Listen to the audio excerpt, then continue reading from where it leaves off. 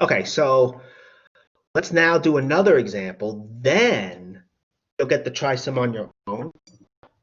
So now we have this example. So maybe I mean, the directions maybe should say find 2 different points on the line instead of saying sketch the graph, because we have Desmos and stuff to sketch it. Although you should be able to sketch it by hand.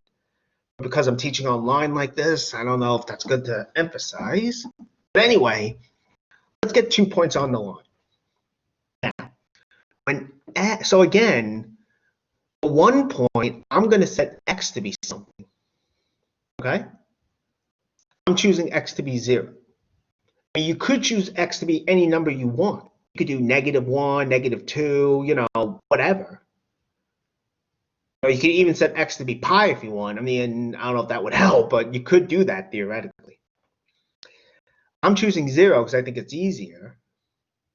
When x is 0, get 2 times 0, right?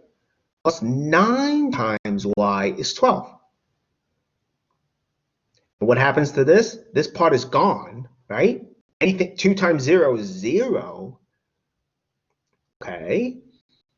And so that part is gone. So we're left with 9y is 12.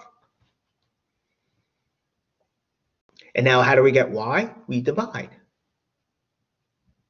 Right? We have 9y, but we don't want 9y. We want y. How do we get that? We divide. We get y equals 12 over 9. Because the 9's here cancel. Now, what is this telling us? This is telling us here that when x is 0, y has to be 12 over 9. Because of that, this. Get 0, 12 over 9. That's a point on the line. It's a solution to this equation. It satisfies the equation. It's a point on the line. But to really sketch a line, okay, you really need another point. So that's what I'm doing down here. And again, I could choose x to be a different number if I want. Here I'm choosing y to be 0. But I could choose y to be any other number I want. I just thought choosing y to be 0 would be easier. But anyway, when y is 0, we get 2 times x plus 9 times 0 is 12. So now this piece goes bye-bye. And we're left with 2 times x is 12. And so from here, we can divide to get x, you know, divide both sides too. And we get x equals 6. Altogether then, we get 6, 0 is on the line. That's what we end up with. 6, 0 is on the line. All right. And then once you get those 2 points, you could plot them and you could sketch the line. That's what we get here. Okay, that's fun. Hope that makes sense. I mean, this I sketched through GeoGebra. Actually, let me show you. Actually, before I think okay, we have another example, but before I get to the next example, let me just show you this. In Lumen. 1 second, let me just get to Lumen. I want to make sure everyone sees this. Okay, so let me see. Let me just share this. There it is. Okay, so here in student resources, okay, if you were to click on the arrow here or either one, you see that there's a lot of graphing calculators there. There's also other websites that can help. There are also, if you click on the arrow here, you get some videos. You don't have to watch these, but again, they are helpful. Okay.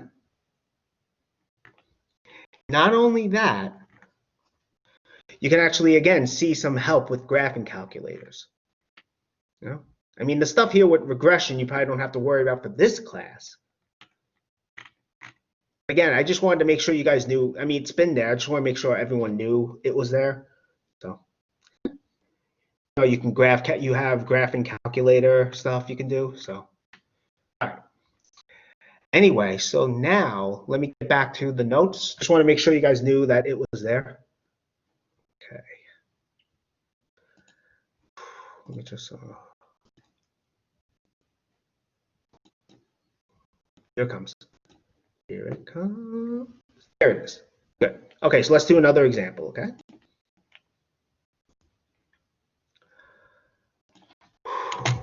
So another one here is this one. Same story, right? We want to figure out, we want to get 2 different points on the line. That's what we want to do. Okay, so that's not so bad, right? Again, you could choose x to be something and then calculate y. And I'm choosing x to be 0. Again, you could choose x to be any number. I just thought 0 would be easiest. But if I choose x to be 0, right, the 6 times x part becomes 6 times 0. So this is gone. We have 10 times y is 2. So from here, we have this equation to solve. This is also not that bad, right? We want y. So how do we get the 10 out of there? We divide. I'll do the opposite. Divide both sides by 10. And so from here, we get this. 10s cancel, and we're left with this. From this here, this is telling us when x is 0, y has to be 2 over 10. And so because of that, this point is on the line. So we have a point on the line. But we need another point. Okay, so again, what I'm doing is I'm going to set y to be 0. You don't have to do that, of course. You can set y to be any number you want. You can set y to be 1, -2, whatever. If you want, you can also set x to be something else. You can set x to be something besides 0. You get another point that way. I just thought this would be easiest. So from here, okay, y equals 0. We get 6 times x plus 10 times 0 is 2. This piece here is gone, right? 10 times 0 is 0. We're left with this.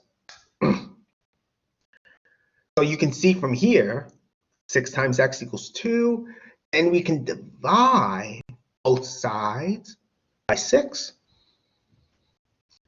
Because we want x all alone, so we get x equals 2 over 6. And from there, we get this point is on the line. That's what we get here. Okay? This is what we get. So we have these 2 points.